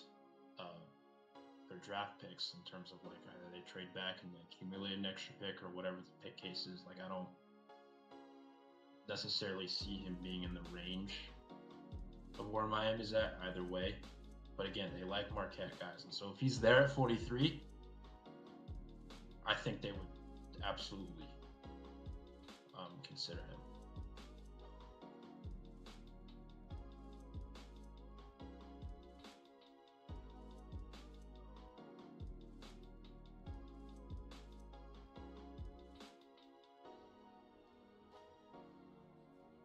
Got that nice back to the basket game.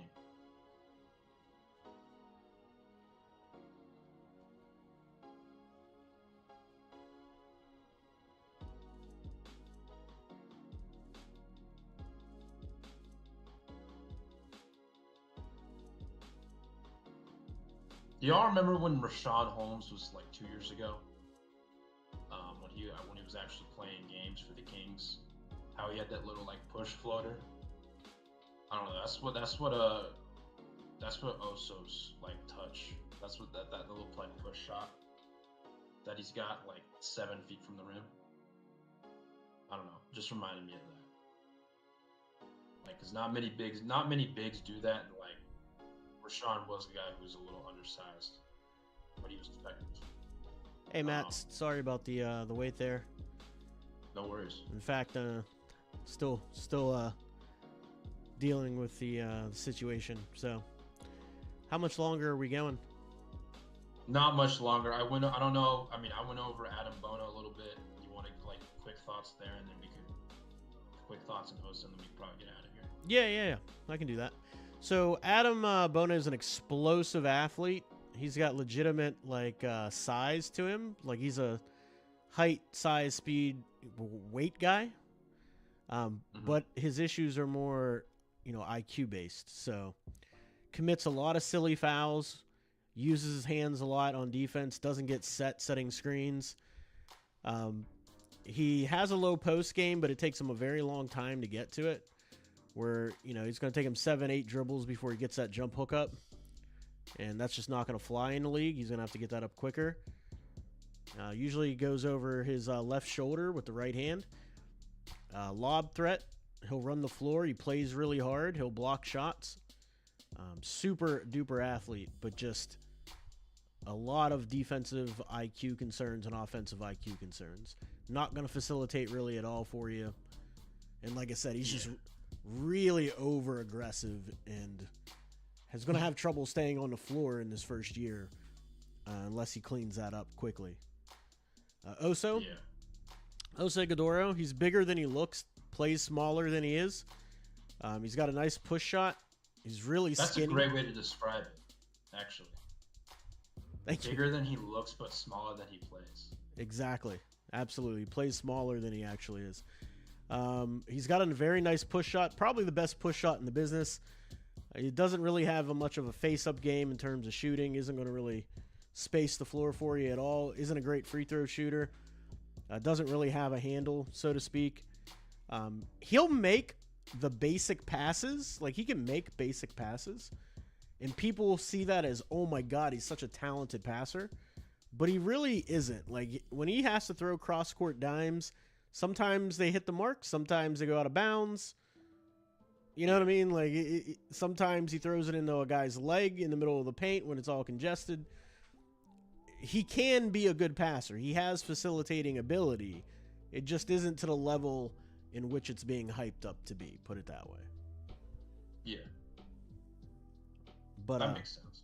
Yeah, but he's decent. I mean, I'm not a fan. Do you think he's going to be in the Heat's range? For 43 or...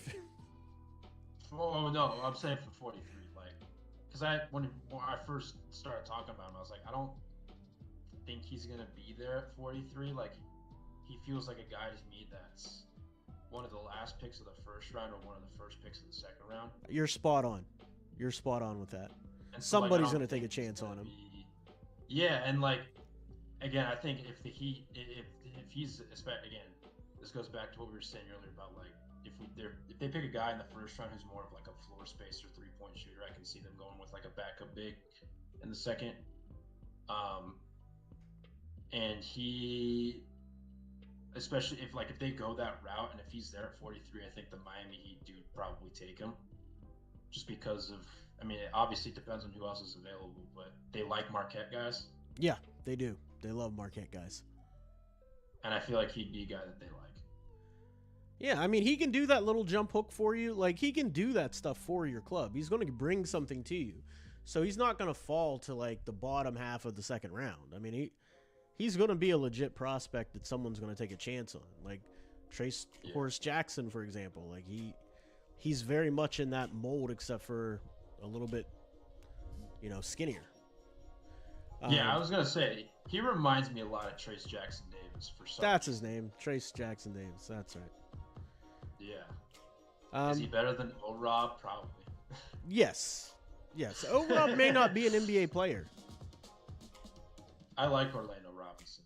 I like him too, but I just don't think he might not be an NBA player.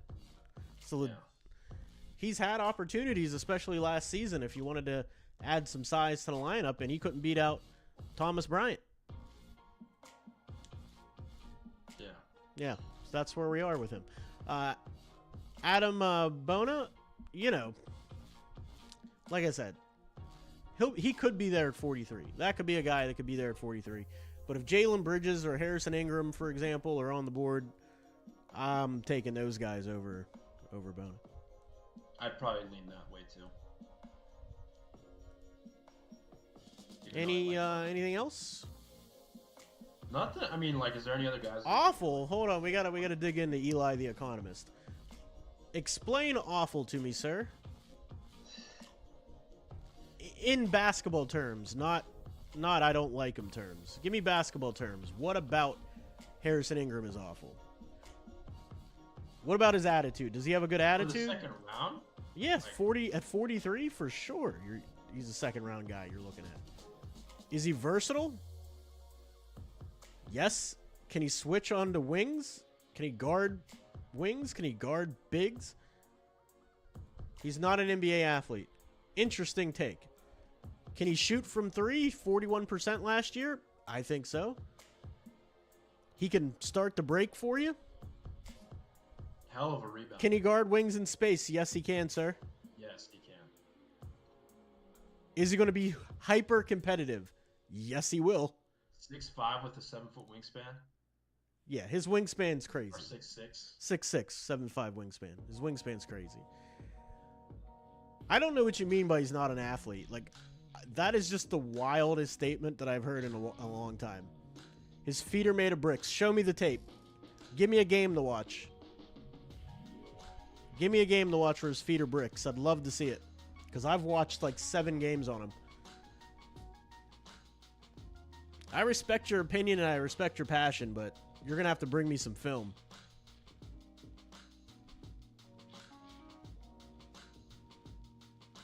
Anyway. Any other guys that you want me to go over real quick? Anybody else? Out of the bigs, Jesse Edwards is an undrafted name to watch. He's he had a really good showing in the combine. He's from West Virginia. He's got good size. He's a good rebounder. Plays big on the offensive end. Just doesn't block very many shots for you, and he's a little bit older of a prospect too. But that's a name to watch as far as a big as an undrafted guy. Because most of our undrafteds are looking like guards, small shooting projects. Yeah. Like PJ Hall. Is that? PJ Hall? Tyler Hansbrough? Where? Who's seen them both in the same room? I don't know. I haven't seen them both in the same room, so I'm not convinced they're not the same person. Again, I'm just looking at guys. Yeah, PJ Hall is interesting. I mean, he's very, very physical. His whole game is predicated on physicality. His athleticism really didn't show up on tape. Like, he had one of the better verticals at the combine, but that does not show up on tape. He's a decent three-point shooter. He's made himself into a better three-point shooter, but he does it on, like, a lot of volume. Like, he shoots, like, 10 threes a game, and he'll, like, miss his first 7 and then make the next 3 or 4. Like, he's very streaky in that regard. I mean, he could carve out a role, but I just don't see it. He moves like a box truck. He doesn't, isn't switchable at all, really. He's just very, very physical. Like, he's going to street fight you the whole time. Yeah. Eli the Economist. Yeah, Harrison Ingram isn't a guy that's going to give you buckets in the paint. That's not his role. He's a stretch guy. And he's going to be very competitive defensively. He's going to rebound for you. He's going to facilitate on the break. Again, at 43, I don't really see the beef. Hold on, give me a sec. Yes, sir. Yeah, Psycho T. Yeah, Haslam ended his career. Yeah, man, that was good times. I'm not really a Psycho T fan. You're misunderstanding the point. Am I now? Enlighten me, sir. I'm open to new ideas. I'm open to be questioned. I've been wrong many times. The point is not about the usage, it's about the rim percentage. What about the rim percentage? How is that going to affect his fit with the Miami Heat? Because they need spacing at the moment. So if he shoots 41% from 3, okay, say he's not the greatest vertical athlete. Again, explain to me how that affects the Miami Heat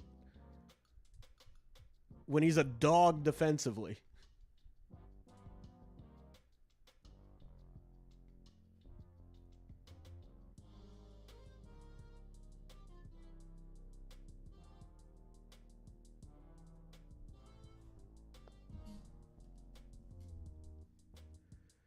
But I love context, I love differing opinions.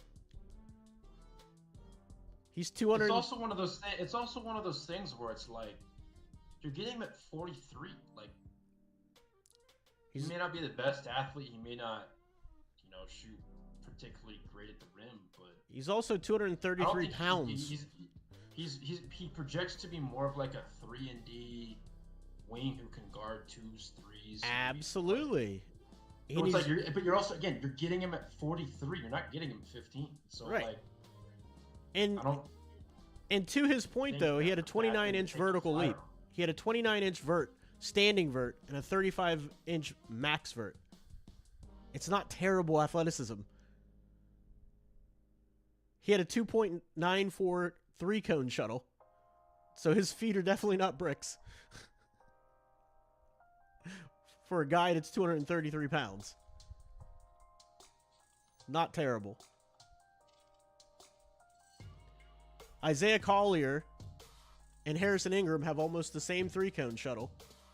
And Harrison Ingram has the same max vert, if not better, than Isaiah Collier.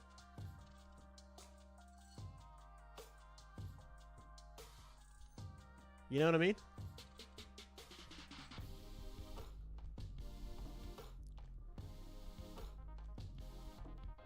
Jonathan Mogbo, everybody calls him an uber athlete. His standing broad jump was 31.5. Just like an inch and a half, 2.5 inches more, maybe. Yeah.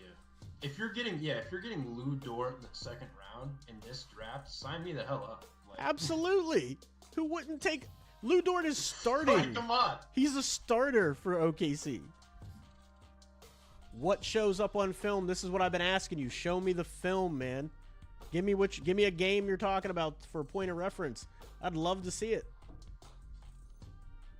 Where are his feet like bricks? I'm waiting for his feet to be bricks.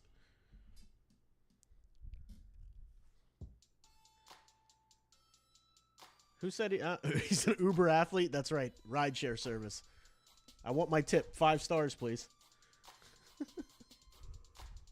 Ryan's hilarious. And I didn't include Mogbo in this list. I probably could have, even though I don't think he's like going to be an NBA center. But no, he's a big wing. He's a guy I like though. I do like Mogbo. Yeah, he's a big wing and he's a great facilitator. Do I think Edie is better in space than Sar? No, I don't.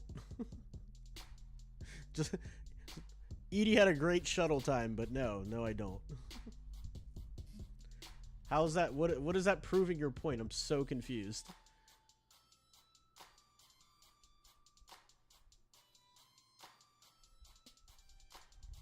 In outer space. That's right. If I chuck both of them off a building, who falls faster, Zach Edey or Sar? If I drop a penny or a pound of feathers off the Empire State Building, which one hits the ground first?